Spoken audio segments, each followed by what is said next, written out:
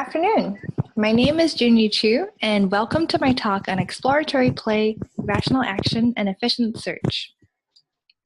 One of the most widely accepted ideas in cognitive development is that play supports learning. And we know a lot about children's play and learning, especially how the actions children take in exploratory play reflect principles of rational inference.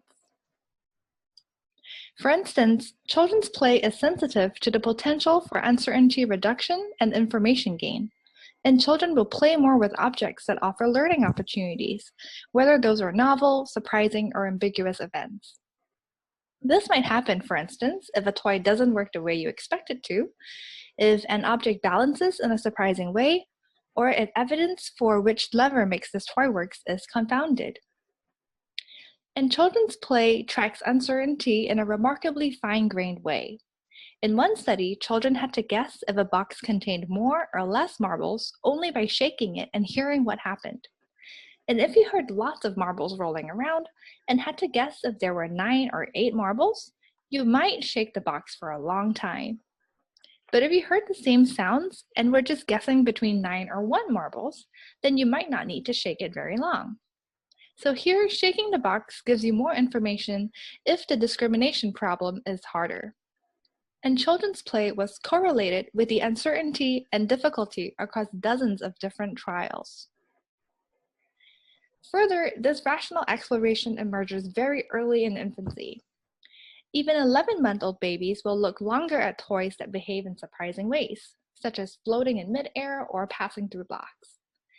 And when infants are allowed to explore these toys, remarkably, children will drop the toy that violated gravity expectations, but they would bang the toy that violated solidity expectations.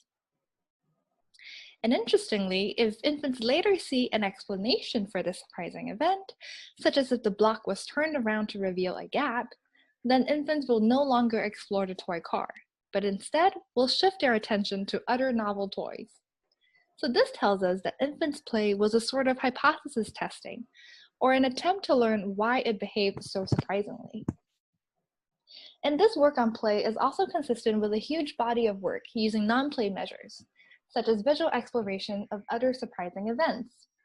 And collectively, they suggest that children's exploration is sensitive to the degree of uncertainty in the world and the expected information gain of various actions.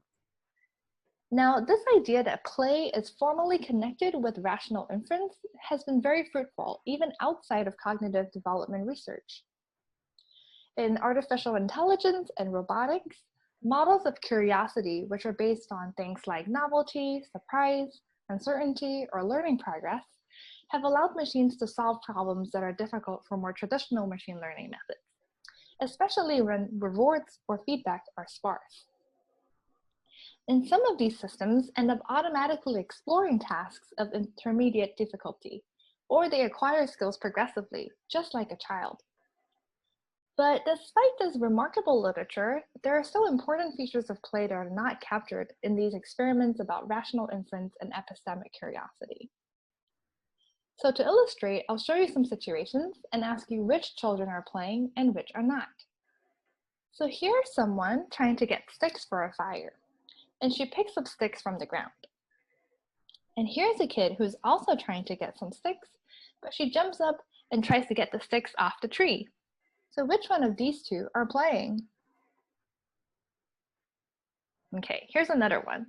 Here's two children trying to get to that red treasure chest. One of them runs straight for it, and the other kind of hops around, but eventually gets there. So who is playing? All right, and here's somebody trying to get home. And here's another child trying to get home, but he pressed all the buttons in the elevator. So who is playing? All right, well, I would bet that most of you think the lower row of children are playing. And you might appreciate that these play behaviors don't look like rational exploration, but instead, they look like violations of efficient action. And in fact, children would also agree with you. In our first experiment, we found that preschoolers shown these same 3 stories overwhelmingly chose the inefficient actor as the one who was playing. Now, what we really wanted to do was study what children themselves would do during play. And so we wanted to start by considering play not just as a rational action for learning, but instead to see if play might involve the deliberate and specific deviations of efficiency. So in experiment 2, we set up some search problems for preschoolers. 4 and 5-year-olds participated in one instrumental trial and then one play trial using different sets of materials. In the boxes task, we showed children a room with 12 boxes on one side and 1 box on the other side. And we've got this really cool ramp toy, but oops, we lost the ball for it. Now there's an equal chance it's going to be on the right side or left side of the room, and we asked children to help us find the ball.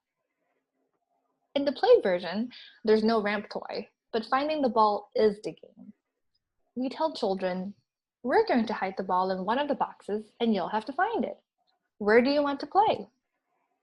And we simply code which direction children go in first, predicting that if kids are searching efficiently, then you might want to check that one box before you have to search through all 12 boxes.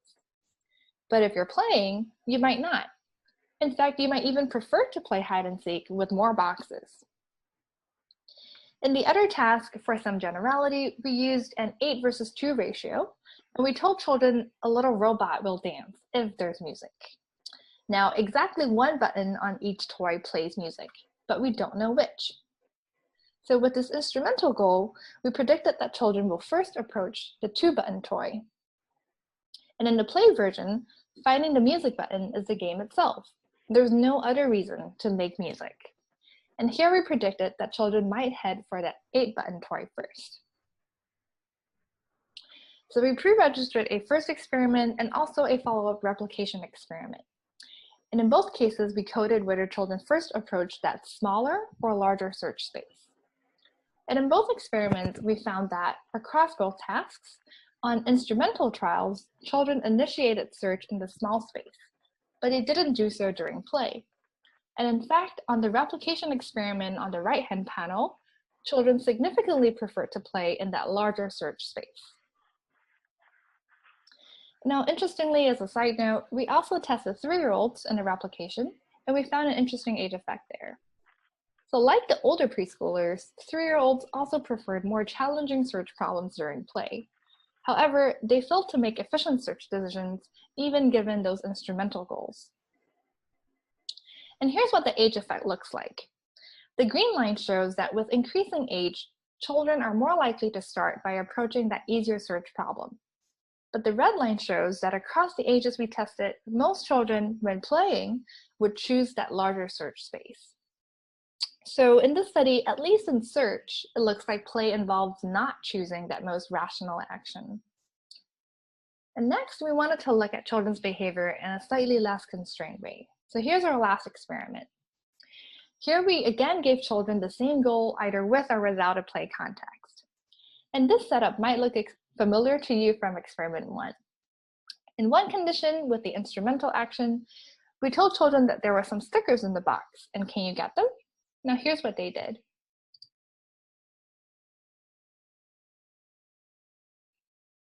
Okay, and in the play condition, we simply said, can you go play and get the stickers?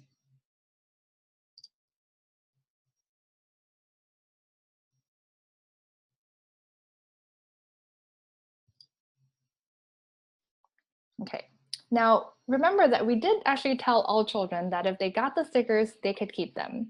So that motivation was at least consistent across both conditions. Now, these same children also participated in the other condition with a different task, and here's what that looks like. In this task, we put some pencils on a wall high above children's reach, and also put 1 pencil in a cup on that desk in the lower right corner that was within easy reach. And in the instrumental case, we asked children to help us get a pencil when we didn't have any, and here's what they did.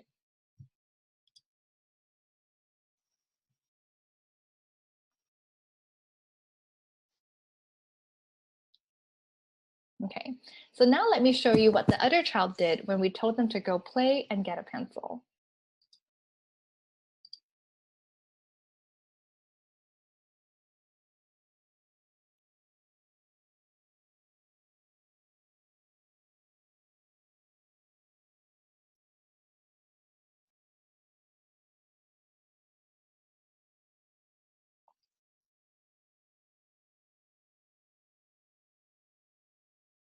Okay, so when getting a pencil served an instrumental function, children were pretty efficient. But when getting a pencil was for fun, they tended to aim for an unnecessarily hard to reach pencil. So here's the data collapsed across both tasks. Again, this was within subjects, and we see that in play, children were more likely to take unnecessarily inefficient actions as coded by a third party who is blind to condition. Okay, so what have we learned so far? Well, first, play doesn't look like just rational exploration for the sake of reducing epistemic uncertainty, but rather, in 3 experiments, children judged play as behavior that involved unnecessarily costly actions. And children themselves performed these costly actions in play. Second, it's important to note that in play, children's behavior was not random, but instead it was strongly goal-directed. What stood out was that children chose somewhat arbitrary and challenging goals, such as hard-to-reach pencils and difficult search problems. Now, this set of results raises the question of why you would incur unnecessary costs during play. And one obvious answer is that maybe it's fun to do so. But that seems to beg the question of why these behaviors are fun. Why do we experience it as rewarding to take on costly actions? Well, one idea from animal play says we find it rewarding to challenge ourselves, because these difficult situations might help to train us for unexpected events where the unusual actions might become useful. But this explanation also isn't fully satisfying. It's not clear that we might ever encounter these play situations again in real life. And it's especially hard to say that walking around carefully in a spiral is pushing the edge of unexpected and novel events. So instead, I'd like to propose that what's really rewarding and fun about play is the opportunity to intervene on and set or hack our own utilities. So in play, we can choose our own goals and define our own costs, separate from the practical utilities of the task. Now, these goals can be really novel. They might be serious ones, or they might be less practical but still impressive ones, like these hacks we have on MIT's campus. And importantly, once we've defined these new utilities for ourselves, we can then make plans and take actions that are conditionally rational on our chosen costs and rewards. So once children decide to take a detour, they took very specific detours, kind of tiptoeing or hopping around the path. And once they decided to reach for a pencil that was high up, they jumped straight for it. And if they decided to play hide and seek with the 12 drawers, they might search systematically in order. Okay, so instead of play as rational exploration, I want to call this proposal play for posing problems. Problems of how to act given these new utility functions. Now, posing problems for ourselves is rewarding because having new problems allows us to have new thoughts. The wider the range of problems we attempt, the broader our learning becomes. And because we are free to set our own problems, we might even create problems that we wouldn't otherwise encounter. And humans don't encounter just epistemic problems. So if we only explored where we expected high information gain, then we would miss the chance to gain unexpected information. So play might be really fun and helpful for learning because it gives us the chance to discover some yet unknown unknowns. This play for posing problems proposal might explain both why humans uniquely take on such a vast array of different goals, and why this is so characteristic of human play in particular. Okay, so to end, I just want to say it's been really fun to play with these ideas and explore the relationship between play and learning. And I want to thank my advisor, Laura Schultz, the research assistants who worked on this project, and members of the Early Childhood Cognition Lab. And I especially want to thank the participating families from the Boston Children's Museum for their time and efforts in this study. So thank you, and I'll take any questions.